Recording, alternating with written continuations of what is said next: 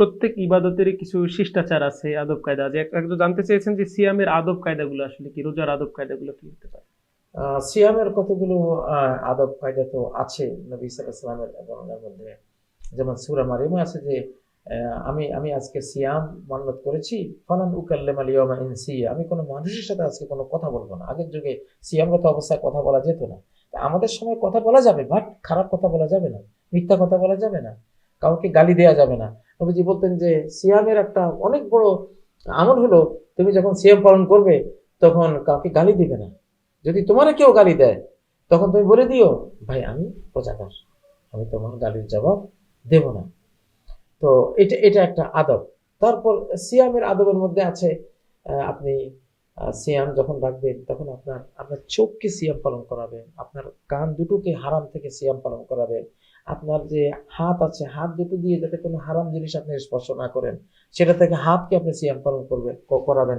দু পা দিয়ে যাতে কোনো অন্যায়ের দিকে হেঁটে না যান, দু পাকে আপনি সিয়াম পালন করাবেন। আসলে সিয়াম হলো হিউম্যান বডির একবারে সর্বাঙ্গীন একটা একটা একটা আমল, একটা কর্ম।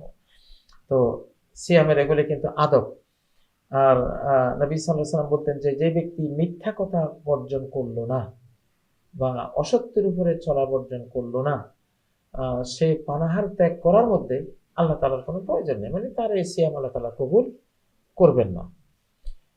তো সিয়ামের আরেকটি আচরণ হলো রাতের বেলা সিয়ামের মাসে তারাবি পড়া, তাহাজ্জুদ পড়া, এবং চারটি জিনিস নবীজি বলতেন যে বেশি বেশি আশহাদু আল্লা ইলাহা ইল্লাল্লাহ সিয়ামরত অবস্থায় পড়বা, তারপর বেশি বেশি আস্তাগফিরুল্লাহ আস্তাগফিরুল্লাহ এটা পড়বা, আর বেশি বেশি সিয়াম অবস্থায় আল্লাহুম্মা ইন্নী আসআলুকাল জান্নাহ, হে আল্লাহ তোমার কাছে জান্নাত চাই, এটা বলবা। 4 নম্বর, হে আল্লাহ তোমার কাছে জাহান্নাম থেকে মুক্তি চাই।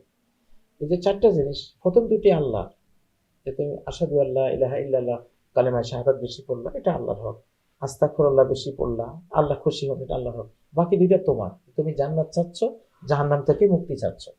এগুলো সিয়ামের শিষ্টাচারের, মানে এইভাবে নিজের রসনাকে ব্যবহার করা, মনকে ব্যবহার করা, এগুলো সিয়ামের আদব এবং মানে সিয়ামের সর্বাঙ্গীন সৌন্দর্যের অন্তর্ভুক্ত এগুলো।